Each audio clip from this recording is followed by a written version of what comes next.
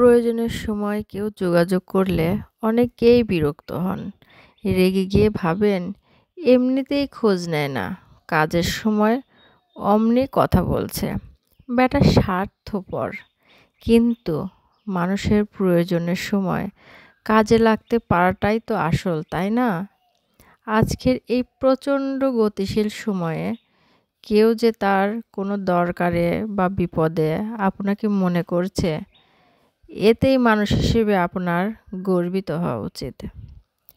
কারণ আপনি তার কাছে নিজের সেই নির্ভরযোগ্যতা প্রমাণ করতে পেরেছেন। আর তা কি আপনার নিজেরও অ্যাচিভমেন্ট নয়?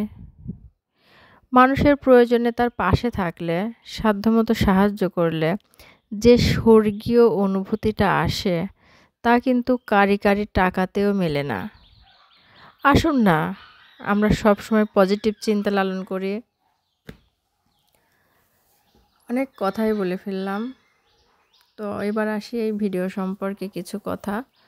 তো আজকে এটা হচ্ছে আমার চাচাতো ভাইয়ের ছেলে স্মিথ, ওর বার্থডে।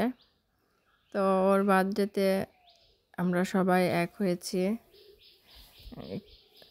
সুন্দর একটা কেক কাটবো। তো সবাই আমরা উপরে এসে অপেক্ষা করছিলাম। স্মিথের মা আর দাদি এখনও আসেনি রুমে। তো ওদের জন্য অপেক্ষা করছিলাম।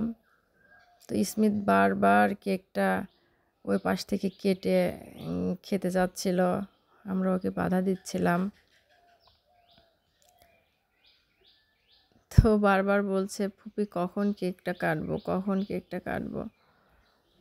তো বলছে, এই তো বাবা, তোমার মা চলে আসবে তারপরে তো সবাই চলে আসলো। চলে আসার পরে এখন কেকটা কাটা হবে।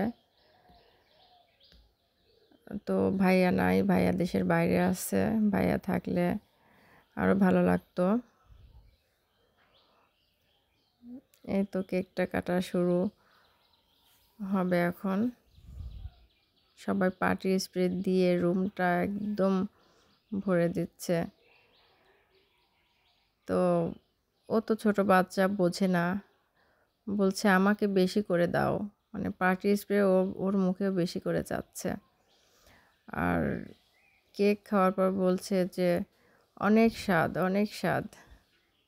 তো নিজের বানানো কেক যখন সেই অনুষ্ঠানে নিজে উপস্থিত থেকে কেকের প্রশংসা শুনে সত্যি সেটা ভালো লাগার বিষয়। তো এখানে খিচুড়ি আর মাংসের একটু আয়োজন করা হয়েছে। তো আমরা সবাই বসে সেগুলাই খাচ্ছিলাম। খাবার খুবই টেস্ট হয়েছিল। তো আজ এ পর্যন্তই। সবাই ভালো থাকবেন, সুস্থ থাকবেন। আমার জন্য বেশি বেশি দোয়া করবেন। আল্লাহ হাফেজ। আসসালামু আলাইকুম।